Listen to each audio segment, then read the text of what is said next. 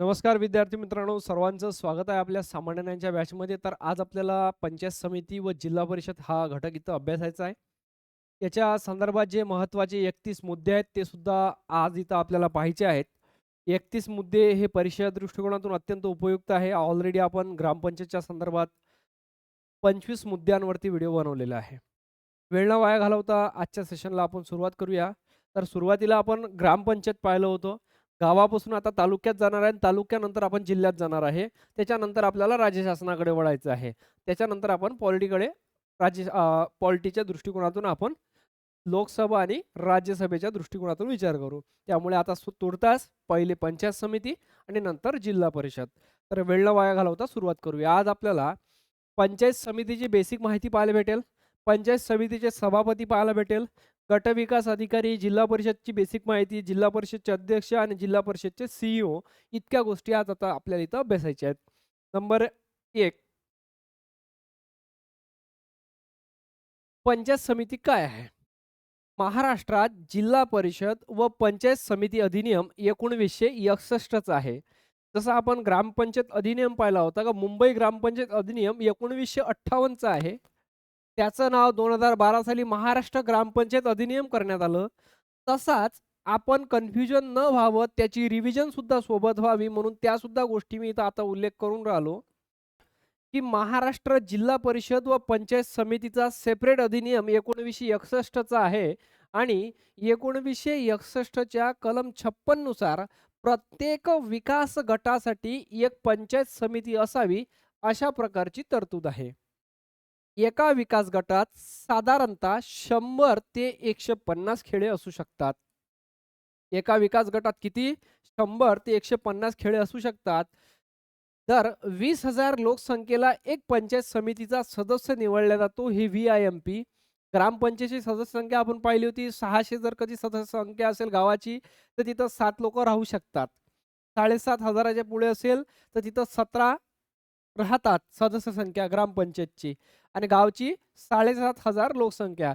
तसं त्या गटाची लोकसंख्या ही 20,000 पेक्षा जास्त असतील, तर तिथं काय होते माझ्या मित्रांनो, एक पंचायत समितीचा सदस्य म्हणून निवडला जातो.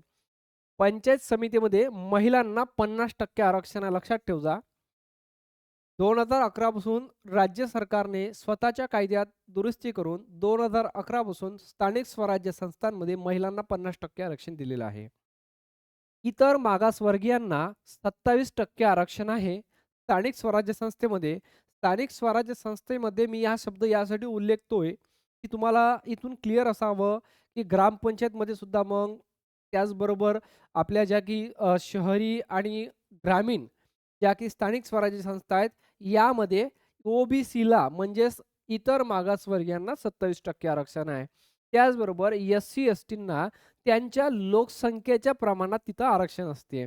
मग याचा अर्थ काय क्लिअर झाला? ओबीसीची लोकसंख्या 27% पेक्षा जास्त असेल, जास्तच असते, तर त्यांना 27% आरक्षण राहते. मात्र एस-सी आणि एस-टीला त्यांच्या लोकसंख्येच्या प्रमाणात जास्त आरक्षण असू शकते, जर त्यांची लोकसंख्या जास्त असेल तर. पंचायत समितीची निवडणूक प्रत्यक्ष म्हणजे स्वतः जाऊन मतदान करावं लागते. प्रौढ म्हणजे 18 वर्षाच्या वर लोकं असतात आणि गुप्त मतदान पद्धतीनं पंचायत समितीची काय निवडणूक होते. यानंतर आपल्याला पाहायचं आहे पंचायत समितीच्या मतदारसंघास गण म्हणतात. आता आपण इथं काय पाहिलं होतं? ग्रामपंचायतीच्या मतदारसंघास वार्ड म्हणतात. तर पंचायत समितीच्या मतदारसंघास गण म्हणतात. हा व्ही-आय-एम-पी पॉइंट करून ठेवा. पेपरमध्ये प्रश्न कसाही विचारला जाऊ शकतो. पंचायत समितीच्या मतदारसंघास काय म्हणतात? गण. तर ग्रामपंचायतीच्या मतदारसंघास वार्ड म्हणतात. बरोबर आहे. तर 110वी घटना दुरुस्ती हा जो आहे ना, हे कन्सेप्ट दरवेळेला मी त्या ग्रामपंचायतीमध्ये सुद्धा. तर 2011 पासून मात्र पंचायत समितीमध्ये महिलांना 50% आरक्षण लागू केले. एवढं फक्त वाचा. पंचायत समितीचा आरक्षणाचा कोटा राज्य शासन जाहीर करत असते. पंचायत समितीचा आरक्षणाचा जो कोटा आहे तो कोण जाहीर करते? राज्य शासन जाहीर करते. हे फक्त आय-एम-पी करून घ्या. कारण की तुम्हाला असं वाटेल पंचायत समितीचा आरक्षणाचा कोटा जिल्हा परिषद जाहीर करते, तर तसं नाही, राज्य शासनाच्या मार्फत ठरवल्या जाते. तालुक्यातील जिल्हा परिषदेचे सदस्य, तालुक्यातील जे जिल्हा परिषदेचे सदस्य असतात, त्या सदस्य संख्येच्या दुप्पट सदस्य संख्या पंचायत समितीच्या सदस्यांची असते. हे एम-पी-एस-सीच्या पोरांनी क्लिअरली लक्षात ठेवायचं आहे. तालुक्यातील जिल्हा परिषदेच्या सदस्य संख्यांची दुप्पट सदस्य संख्या ही पंचायत समितीच्या सदस्य संख्यांची असते. पंचायत समितीच्या दर महिन्याला एक अशा वर्षात 12 बैठका बोलावल्या जातात. आपण काय पाहिलं होतं? ग्रामपंचायतच्या सुद्धा बैठका 12 पाहिल्या होत्या आणि ग्रामसभा 4 पाहिल्या होत्या. ग्रामपंचायतच्या बैठका वेगळ्या आणि ग्रामसभा वेगळ्या. त्या वर्षातून 4च आहे. 3 महिन्यातून एकदा घ्याच लागते. इथं लक्षात ठेवा पंचायत समितीच्या दर महिन्याला एक बैठक होते. हे सर्वसाधारण बैठक म्हणू शकतो आपण याला. पंचायत समितीचा कार्यकाळ हा 5 वर्षाचा असतो ग्रामपंचायतप्रमाणे, जिल्हा परिषदप्रमाणे. ठीक आहे. पंचायत समितीचा कार्यकाळ किती वर्षाचा? 5 वर्षाचा असतो आणि सदस्यांचा सुद्धा कार्यकाळ या पंचायत समितीच्या 5 वर्षाचा असतो. एवढं क्लिअरली लक्षात झालं. पुढे चालतो माझ्या मित्रांनो. पंचायत समितीचे जे सभापती आहेत त्यांच्याविषयी थोडंसं बोलूया. सभापती हा पंचायत समितीचा सत्ताधारी प्रमुख असतो. म्हणजे ज्या गोष्टीची सत्ता आहे, ज्या पार्टीची सत्ता आहे त्याचे काय तो सभापती राहील. पंचायत समिती सदस्य आणि उपसभापती पंचायत समितीचे सदस्य जे मेंबर आहेत, ओके. आणि उपसभापती पंचायत समितीचे आपला राजीनामा सभापतीकडे देतात. आपण काय पाहिलं होतं? ग्रामपंचायतचे मी ग्रामपंचायत का घेऊन राहिलो का ते इथं रिव्हिजन व्हावं. पॅरलली तुम्हाला तुलनात्मक दृष्ट्या समजावं. कारण की तुलनात्मक दृष्ट्या ज्यावेळी तुम्ही अभ्यास करायला असाल राज्यशास्त्राचा, त्यावेळी तुम्हाला खूप सोपं जाणार आहे. ओके. तर पहा, पंचायत समितीचे जे सदस्य असतात, पंचायत समितीचे सदस्य आणि उपसभापती आपला राजीनामा कोणाकडे देतात? सभापतीकडे. तसंच ग्रामपंचायतचे सदस्य आणि ग्रामपंचायतचे उपसरपंच राजीनामा सरपंचाकडे देतात आणि सरपंच राजीनामा बीडीओकडे देतो. हे तुम्हाला सांगितलं होतं. ओके. सभापती आपला राजीनामा, आता सभापती म्हणजे पहिला सभापती आपला राजीनामा जिल्हा परिषदेच्या अध्यक्षांकडे देऊ शकतात. पंचायत समितीच्या सदस्यांची निवडणुकीनंतरची पहिली बैठक जिल्हाधिकारी किंवा त्यांनी प्राधिकृत केलेला अधिकारी, त्यांनी नेमलेला अधिकारी हा बोलावित असतो. पंचायत समितीचं इलेक्शन झाल्यानंतरची पहिली बैठक, त्या बैठकीमध्ये हे सर्व कामं केले जातात. या बैठकीत सभापती, उपसभापती यांची निवड केली जाते कारण की ती बैठक खूप महत्त्वाची असते. या निवडीमध्ये जर कधी वाद झाला, तर या वादाचा निर्वाळा करण्याकरिता विभागीय आयुक्तांकडे 30 दिवसाच्या आत दाद मागता येते. म्हणजे पंचायत समितीच्या निवडणुकीमध्ये कुठल्याही पद्धतीचा तुम्हाला संशय असेल, तर तुम्ही कोणाकडे दाद मागू शकतात? विभागीय आयुक्तांकडे, कमिशनरकडे, डिव्हिजनल कमिशनर, विभागीय आयुक्ताकडे 30 दिवसाच्या आत म्हणजे 1 महिन्याच्या आत तुम्ही काय दाद मागू शकतात. ग्रामपंचायतच्या निवडणुकीच्या संदर्भात वाद झाला तर जिल्हाधिकाऱ्याला जाता येते आणि ते 7 दिवसामध्ये लागते फक्त. पुढे चालतो. विभागीय आयुक्तांच्या निर्णयाविरुद्ध त्यांच्या निर्णयापासून 30 दिवसाच्या आत राज्य शासनाकडे सुद्धा जाता येते. म्हणजे जर कधी विभागीय आयुक्तांनी निर्णय दिला, त्या निर्णयाच्या विरुद्ध म्हणजे तो निर्णय आपल्याला मान्य नसेल, तर त्या निर्णयाची अपील आपल्याला राज्य शासनाकडे सुद्धा करता येते. सभापती व उपसभापती या दोघांचाही कार्यकाळ 2.5 वर्षाचा असतो. हा सगळ्यात मेजर पॉइंट आहे याच्यातला. किती आहे? दोघांचाही कार्यकाळ माझे मित्रांनो, या दोघांचाही कार्यकाळ किती आहे? 2.5 वर्षाचा असतो. सभापतीचा आणि उपसभापतीचा कार्यकाळ 2.5 वर्षाचा असतो. सभापतीस दरमहा ₹10,000 आणि उपसभापतीस दरमहा ₹8,000 मानधन मिळते. मानधन म्हणजेच काय? स्वइच्छेनं केल्याबद्दल जे काम असते त्याच्याबद्दल जो मोबदला दिला जातो त्याला मानधन म्हणतात. पंचायत समितीची सदस्य संख्या 15 ते 25 अशी आहे. ग्रामपंचायतची किती होती? 7 ते 17. पंचायत समितीची किती आहे मग? 15 ते 25. पंचायत समितीला सल्ला देण्यासाठी एक सरपंच समिती असते. म्हणजे पंचायत समितीला जो काही सल्ला द्यायचा आहे, तो सल्ला कोण देईल मग? एक सरपंच समिती असेल. त्याचबरोबर 11 नंबरचा मुद्दा पहा.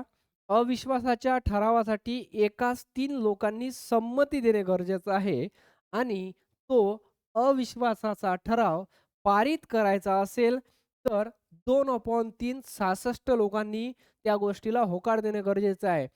या उलट जर अविश्वासाचा ठराव आपण एखाद्या महिलेविरुद्ध मांडत असाल, तर ह्याच गोष्टी 3/4 मतांनी पारित होणे गरजेचं आहे. म्हणजे 75% होकार लागेल लोकांचा अविश्वास ठराव पारित व्हायला महिलेविरुद्ध. पुरुषांविरुद्ध 66%. पंचायत समितीची प्रत्येक महिन्याला एक अशी वर्षात किती 12 बैठका किंवा 12 सभा आयोजित केल्या जातात. पुढे आपण पाहणार आहोत पंचायत समितीचे अधिकार आणि काय कार्य आहेत. पंचायत समितीच्या प्रशासनावर नियंत्रण ठेवणे, पंचायत समितीच्या प्रशासनावर नियंत्रण ठेवणे, पंचायत समितीच्या सभा बोलवणे, पंचायत समितीच्या सर्व सभांचे अध्यक्षस्थान भूषवणे व त्या सभांचे कामकाज पाहणे हे कोणाचं? सभापतीचं कार्य आहे. ठीक आहे. यानंतर पंचायत समितीत गटाच्या विकासासाठी ठराव संमत करून घेण्यासाठी प्रयत्न करणे पंचायत समितीचे सभापतीचे कार्य आहेत. संमत ठराव संमत ठराव पंचायत समितीने प्रशासनाद्वारे अंमलात आणण्याचा प्रयत्न करणे. सभापतीच्या अनुपस्थितीत त्याचे कार्य उपसभापती करत असतो. जर कधी पंचायत समितीचे सभापती काही कारणास्तव या सर्व गोष्टीला हजर राहू शकले नाही, तर त्यांचे काम कोण करेल मग? तर पंचायत समितीचे उपसभापती करेल. पंचायत समितीचे सभापतीसाठी काय पात्रता आहे ते पाहून घ्या. उमेदवार महाराष्ट्राचा रहिवासी असावा, त्याच्याकडे डोमेसिल असावं, त्याचे वय 21 वर्ष पूर्ण झाले असावे ग्रामपंचायतच्या सरपंचाप्रमाणे आणि गावाचा जसा गावच्या मतदारसंघात त्याचं नाव पाहिजे होतं. इथं तालुक्याचं इलेक्शन आहे म्हणजे तालुक्याच्या मतदार यादीत त्याचं काय नाव असावं. तो व्यक्ती तिथं होऊ शकतात. आता मी जर कधी असेल एखाद्या जिल्ह्याचा, एखाद्या तालुक्याचा, मी असेल अमरावती जिल्ह्यातल्या एखाद्या तालुक्याचा, मी म्हटलं तुमच्या तिथं मी उभा राहतो, जमते काय? तुमच्या तालुक्याचा मी सदस्य नाही किंवा तुमच्या तालुक्यात तुमच्या तालुक्याच्या मतदार यादीत माझं नाव नाही. म्हणजे झोपेतून उठला माणूस कुठंही इलेक्शनला उभे राहू शकत नाही. त्या तालुक्याच्या मतदार यादीत त्या व्यक्तीचं नाव असणे गरजेचं आहे. नंबर पुढचा गटविकास अधिकारी म्हणजे काय झालं? आता पाहिलं आपण कार्यकारी. आता प्रशासकीय पाहू. म्हणजे हे सरकारचे माणसं पंचायत समितीवर जे असतात. गट विकास अधिकारी ज्याला आपण BDO म्हणतो, ब्लॉक डेव्हलपमेंट ऑफिसर, MPSC द्वारे निवड केले जाते. क्लास 2 आहे. गट विकास अधिकारी हा पंचायत समिती प्रशासनाचा प्रमुख असतो. गट विकास अधिकारी क्लास वर्ग 1 किंवा वर्ग 2 दर्जाचे असतात. क्लास 1 सुद्धा असते बरं गट BDO. त्यानंतर त्यांची निवड MPSC द्वारे केली जाते आणि नियुक्ती राज्य शासनाद्वारे केली जाते या BDOची. गट विकास अधिकारी हा पंचायत समितीचा पदसिद्ध सचिव असतो. तसा ग्रामसेवक हा ग्रामपंचायतीचा सचिव असतो. त्याचबरोबर गट विकास अधिकाऱ्याची तरतूद महाराष्ट्र जिल्हा परिषद व पंचायत समिती अधिनियम 1961 च्या कलम 97 मध्ये केलेली आहेत. MPSC प्रश्न विचारलेला आहे BDOची निवड. कलम 97 सुद्धा विचारून झालेला आहे. तर काय म्हणते पहा, महाराष्ट्र जिल्हा परिषद व पंचायत समिती अधिनियम कधीचा? 1961 चा. मुंबई ग्रामपंचायत अधिनियम किंवा महाराष्ट्र ग्रामपंचायत अधिनियम कधीचा? 1958. पहिली झाली ग्रामपंचायत, नंतर आली मग पंचायत समिती आणि जिल्हा परिषद सोबत. हे लक्षात ठेवायचं. त्याचे अधिकार जे कार्य आहेत BDOचे ते कलम 98 मध्ये उल्लेखित आहे. BDOच्या पदाची रचना 97 आणि BDOला अधिकार देण्यात आलेले आहे कलम 98 नुसार. ओके. पुढे चालायचं काय? यानंतर त्याचे अधिकार व कार्य ग्रामसेवकांना. BDOचे काय अधिकार आहेत? ग्रामसेवकांना किरकोळ ओके किंवा किरकोळ रजा गट विकास अधिकारी देत असतो ग्रामसेवकांना. गट विकास अधिकारी हा पंचायत समितीचे अंदाजपत्रक सुद्धा तयार करत असतो. गट विकास अधिकारी. गट विकास अधिकारी विविध योजनांची माहिती ग्रामसेवकांना देत असतो. गट विकास अधिकारी काय करत असतो? विविध योजनांची माहिती ग्रामसेवकांना देतो आणि ग्रामसेवक काय करतो? गावच्या लोकांना देतो. गट विकास अधिकाऱ्यावर नजीकचे जे नियंत्रण आहे ते मुख्य कार्यकारी अधिकाऱ्याचे आहेत. पंचायत समितीचे विविध अहवाल गट विकास अधिकारी जिल्हा परिषदेला पाठवत असतो. वर्ग 3च्या कर्मचाऱ्यांना रजा मंजूर करण्याचे काम कोण करतो? हा गट विकास अधिकारी करत असतो. दैनंदिन प्रशासन सुद्धा आपल्या पंचायत समितीचे सांभाळतो गटविकास अधिकारी आणि तो पंचायत समितीचा कोण असेल मग? सचिव असेल. पंचायत समितीचा सचिव कोण मग?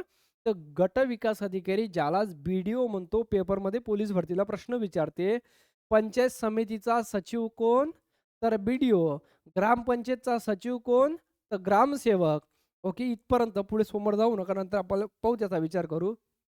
यानंतर पंचायत समितीने संमत केलेल्या ठरावांची अंमलबजावणी करण्याचं काम सुद्धा कोण करतो? गटविकास अधिकारी.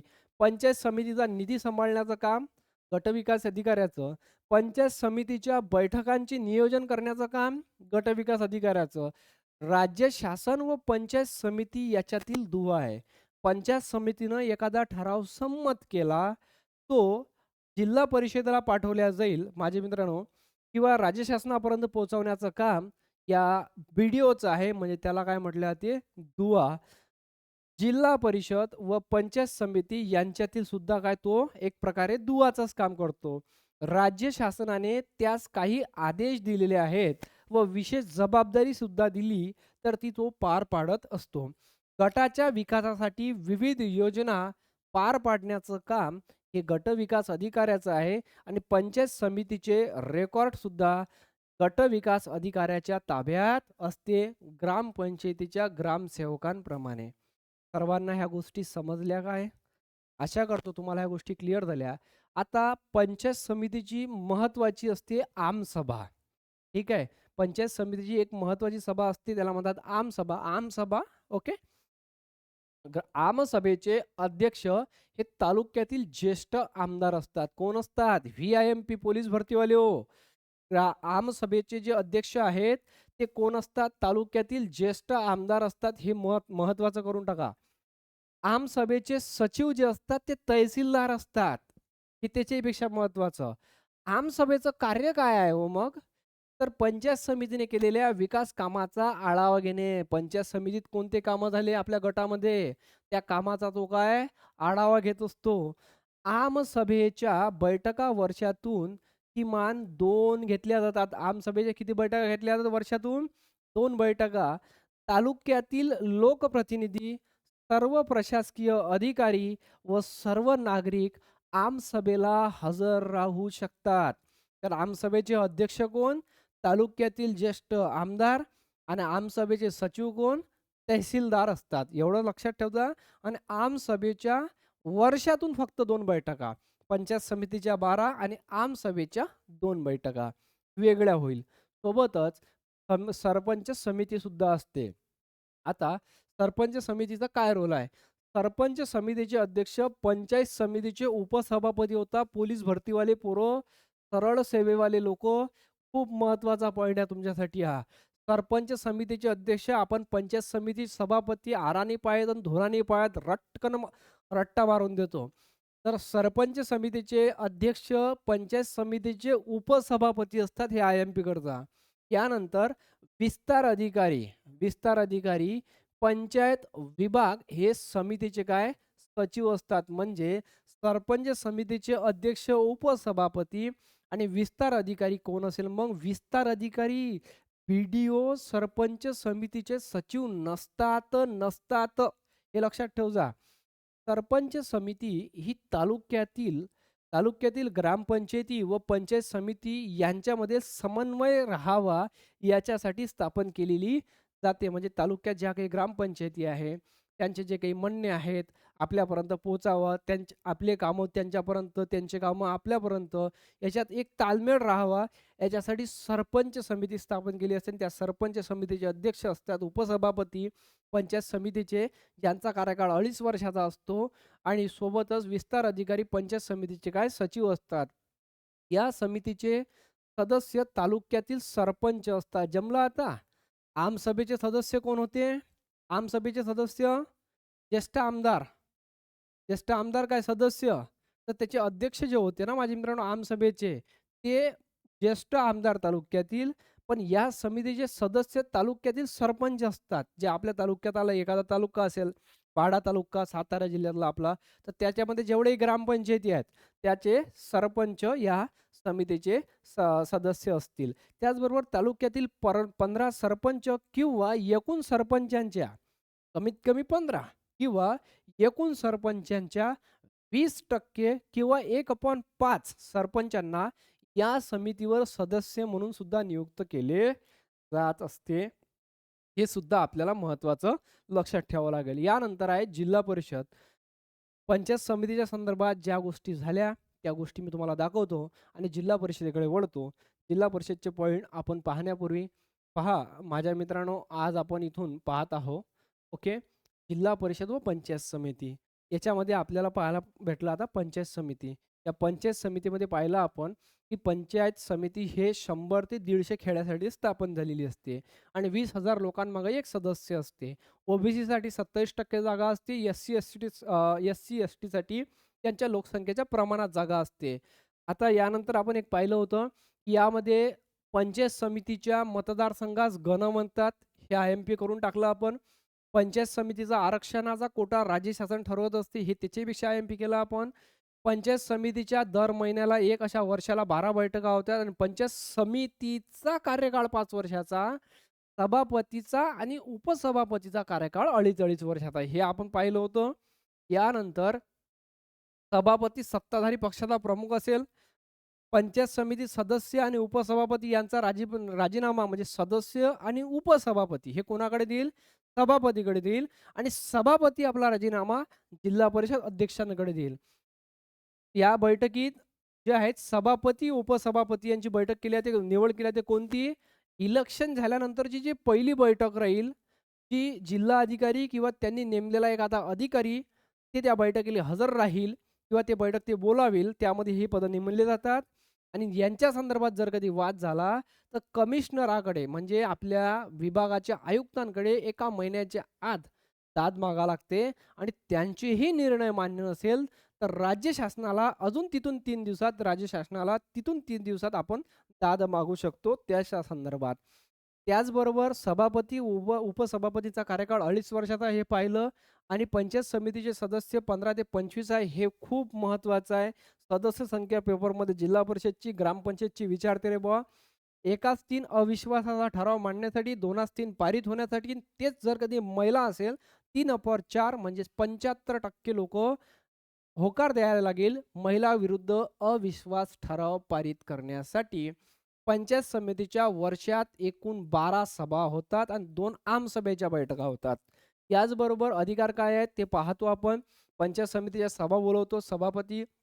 त्याचबरोबर त्याची पात्रता वयाचे 21व्या वर्ष लागते आणि तो महाराष्ट्राचा रहिवासी पाहिजे, महत्त्वाची गोष्ट. व्हिडिओ माहिती आहे तुम्हाला, हा प्रशासकीय माणूस झाला, क्लास 1 किंवा क्लास 2 असू शकतो आणि महाराष्ट्र पंचायत समिती व जिल्हा परिषद अधिनियम 1961 चा आहे आणि बीडीओची कलम 97 आहे आणि बीडीओला जे अधिकार दिलेले आहेत ते कलम 98 मध्ये दिलेले आहेत. एवढं क्लिअर झालं. याच्यानंतर ग्रामसेवकांना रजा देण्याचं काम हा बीडीओ करत असतो. त्यानंतर काय क्लास 3च्या नोकरांना सुद्धा रजा देण्याचं काम बीडीओच करत असतो. एवढं क्लिअर झालं. आता ग्रामपंचायत निधी सांभाळणे त्याचे रेकॉर्ड तालुक्याचे ताब्यात असतात आणि हा दुवा आहे तो कशाचा आहे तो चेक करून घ्या.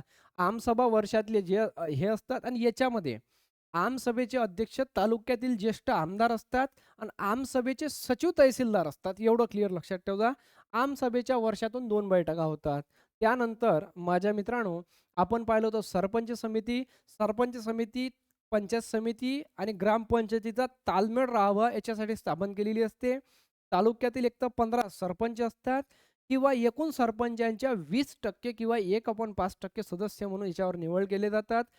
याचे जे सरपंच समितीचे अध्यक्ष उपसभापती असेल आणि सचिव मात्र काय विस्तार अधिकारी असेल. बीडीओ करू नका. मी परत रिव्हिजन घेण्याचा तोच माध्यम आहे माझं की तुम्ही कन्फ्यूज होता कामा नये.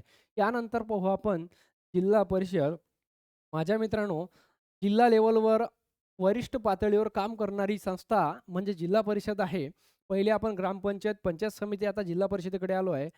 महाराष्ट्र जिल्हा परिषद व पंचायत समिती अधिनियम 1961 च्या कलम 6 नुसार मुंबई शहर व मुंबई उपनगर सोडून जिल्ह्यासाठी जिल्हा परिषदेची स्थापना केलेली आहे. तुम्हाला माहिती आहे महाराष्ट्रात जिल्हे किती आहे? महाराष्ट्रात 36 जिल्हे, पण महाराष्ट्रात जिल्हा परिषदा किती आहेत?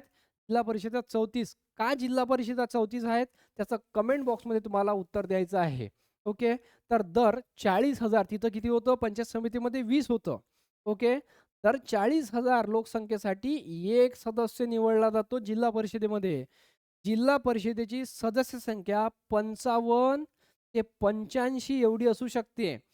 पण माझ्या मित्रांनो, हे आपल्या जिल्हा परिषदमध्ये किती आहे, हे तुम्हाला स्वतः चेक करून घ्यायचं. तुम्ही पोलीस भरतीचे असाल, आपल्याला ॲडव्हान्समध्ये काही लक्षात ठेवलं तर लक्षात राहील आपला तो मुद्दा. माझ्या जिल्हा परिषदे एवढी आहे. मग सरांना तो पॉइंट सांगितला होता. ओके. जिल्हा परिषदेसाठी जिल्हा परिषदेचा कालावधी 5 वर्ष, ग्रामपंचायत, पंचायत समिती आणि जिल्हा परिषद कालावधी किती असेल मग? 5 वर्ष. जिल्हा परिषदेच्या सदस्यांचा कालावधी किती? सदस्यांचा कालावधी 5च वर्ष आणि जिल्हा परिषदाचे अध्यक्ष आणि उपाध्यक्षांचा कालावधी किती मग? 2.5 वर्षाचा. पंचायत समितीच्या सभापती आणि उपसभापतीप्रमाणे. पुढे चालूया आपण. माझे मित्रांनो, जिल्हा परिषदेच्या मतदारसंघास गट म्हणतात. आता ताल बसला आपला. ग्रामपंचायतीच्या मतदारसंघात वार्ड म्हणतात. पंचायत समितीच्या मतदारसंघात गण म्हणतात. पण आता जिल्हा परिषदेच्या मतदारसंघास गट असे म्हणतात. गट, गट. ओके. सध्या महाराष्ट्रात 34 जिल्हा परिषद आहे. मुंबई शहराला आणि मुंबई उपनगरला जिल्हा परिषद नाही. जिल्हा परिषदेची दर 3 महिन्याला एक अशा प्रकारे वर्षभरात किती 4 सभा बोलवल्या जाईल. अविश्वासाचा ठराव एकास 3 लोकांनी पाठिंबा देणे गरजेचं आहे आणि मंजूर होण्यासाठी 2/3 लोकांनी होकार देणं गरजेचं आहे आणि महिला असेल तर 3/4. जिल्हा परिषदेची निवडणूक प्रत्यक्ष, प्रौढ व गुप्त मतदान पद्धतीनं घेतली जाते. उमेदवाराची जी पात्रता आहे, त्याच्याकडे डोमेसिल सर्टिफिकेट असावं, तो महाराष्ट्राचा रहिवासी असावं, त्याचं वय 21 वर्ष, सरपंच, सभापती आणि जिल्हा परिषद अध्यक्षासाठी सुद्धा सेम आहेत. जिल्ह्याच्या मतदार यादीत त्याचं नाव असावं, त्याच वेळेस तो जिल्हा परिषदचा सदस्य होऊ शकतो. यानंतर जिल्हा परिषदेमध्ये एक स्थायी समिती आणि 9 विषय समिती आहे आणि स्थायी समिती ही सर्वात महत्त्वाची समिती आहे. PIMP जिल्हा परिषदेची सर्वात महत्त्वाची समिती कोणती? स्थायी समिती आणि 9 समित्या कोणत्या ते पाहूया. समाज कल्याण समिती आहेत, महिला व बाल कल्याण समिती आहेत, बांधकाम समिती आहे, वित्त समिती आहे, कृषी समिती आहे, शिक्षण समिती आहे, आरोग्य समिती आहे, पशुसंवर्धन व दुग्ध विकास समिती आहे, जल व्यवस्थापन व जलसंधारण समिती. हे तुम्ही जिल्हा परिषदेच्या 9+1 10 अशा समित्या पाहत आहोत. यानंतर समितीचे नाव आणि त्या समितीचे सभापती कोण असतात हे एक महत्त्वाचं आपल्याला पाहायला भेटेल. कारण की हा स्लाइड आपल्या परीक्षा दृष्टिकोनातून सगळ्यांच्या एक्झामसाठी पोलीस भरतीपासून तर MPSC पर्यंत. स्थायी समितीचे जे अध्यक्ष असतात ना, सभापती असतात, ते असतात जिल्हा परिषदचे अध्यक्ष स्थायी समितीचे. महिला व बाल कल्याण समितीचे जे अध्यक्ष असतात ते महिला सदस्य म्हणून कोणातरी एका महिलेची निवड केल्या जाईल. कृषी समितीचे जे अध्यक्ष असतात ते सदस्य म्हणून कोणाची तरी निवड केल्या जाते. पशुसंवर्धन व दुग्ध विकास समितीचे अध्यक्ष सदस्य म्हणूनच त्यांची निवड केली जाते. आता शिक्षण समितीचे जे अध्यक्ष असेल ते जिल्हा परिषदेचे उपाध्यक्षांची निवड असते. ठरलेली आहे. शिक्षण समितीचे जे सभापती राहील, ते जिल्हा परिषदेचे उपाध्यक्ष राहील.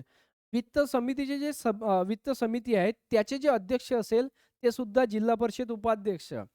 बांधकाम समिती, ते सुद्धा जिल्हा परिषद उपाध्यक्ष. आरोग्य समिती, ते सुद्धा जिल्हा परिषद उपाध्यक्ष. जल व्यवस्थापन व जल निस्सारण समिती, जिल्हा परिषदेचे अध्यक्ष.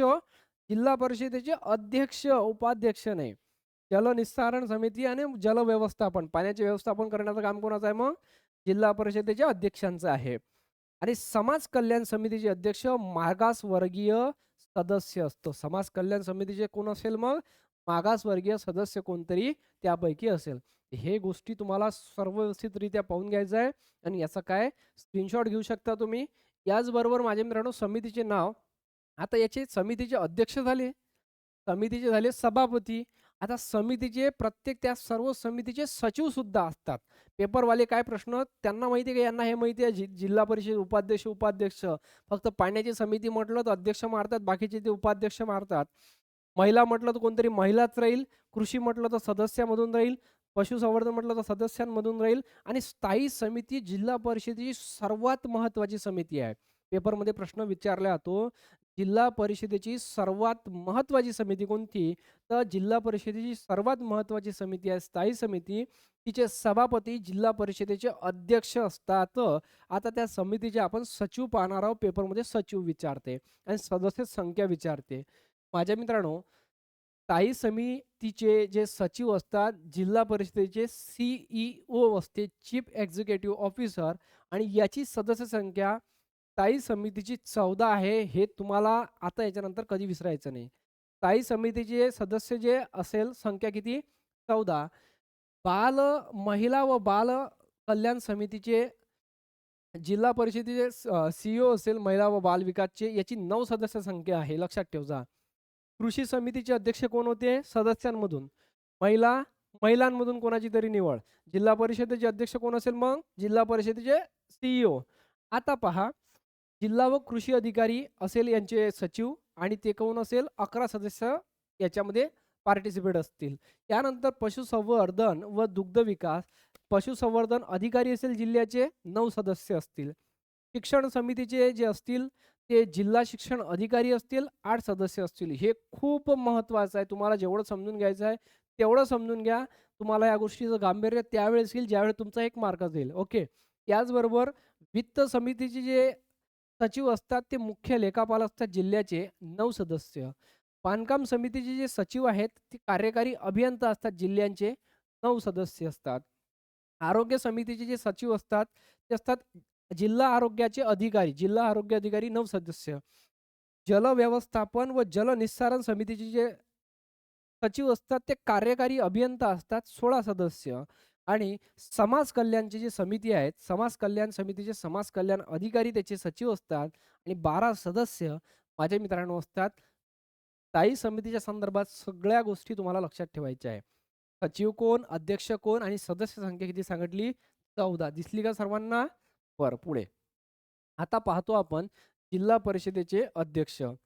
आता जिल्हा परिषदेचे अध्यक्ष आहेत. जिल्हा परिषदेचे अध्यक्ष हा सत्ताधारी पक्षाचा प्रमुख असतो. बरोबर आहे.